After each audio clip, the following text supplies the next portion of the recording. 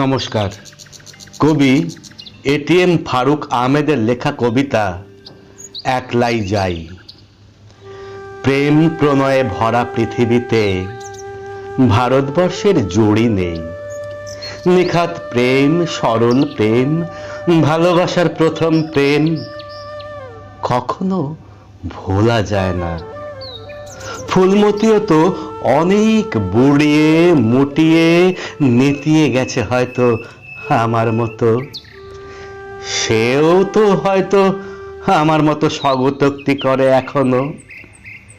এখনো হয়তো রেল স্টেশনের কাছ দিয়ে যেতে আসতে ফিরতে আড়ে আড়ে চায় যদি হেই রঙিন জোয়ান ব্যাডারে একরকম দেখা যায়। এইরকম জোয়ান আছে এখনো ড্যাব ড্যাবাইয়া আমারে আমার মতন জোয়ান কাইল্লা বেডিটারে চাহে। না জানি বেডা তো আগের মতোই জোয়ান আছে। সিনেমার উত্তম কুমারের মতো আমি হের সুচিত্রা দেবী হয়তো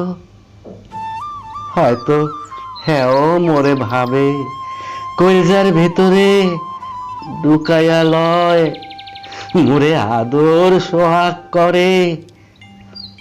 হঠাৎ দেই গড় গড়াইয়া ট্রেন ছাইরা দিছে, মুই একটা দৌড় দিলাম হেরে কামরার ভিতরে চাইপা দৌড়বার জন্য।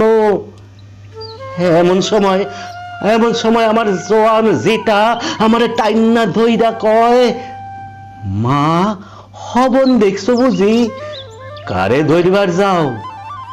ট্রেন চইল্লা গেছে বুঝি? জায়গা দেহি মোর চোহে জল, অনেক জল, দর দর বাইয়া ট্যাব ট্যাবাইয়া পড়তাছে। মোর চুল সব পাইকা জুনা হইয়া গেছে। মগর মন্ডা জবর জওয়ান আছে।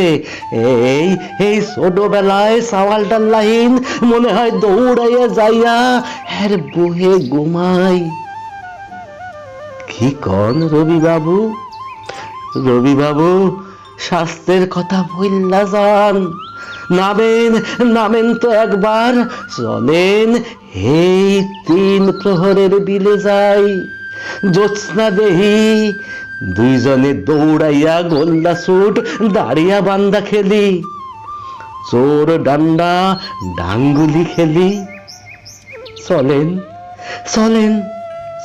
রবি বাবু, চলেন একলাই যাই। ধন্যবাদ।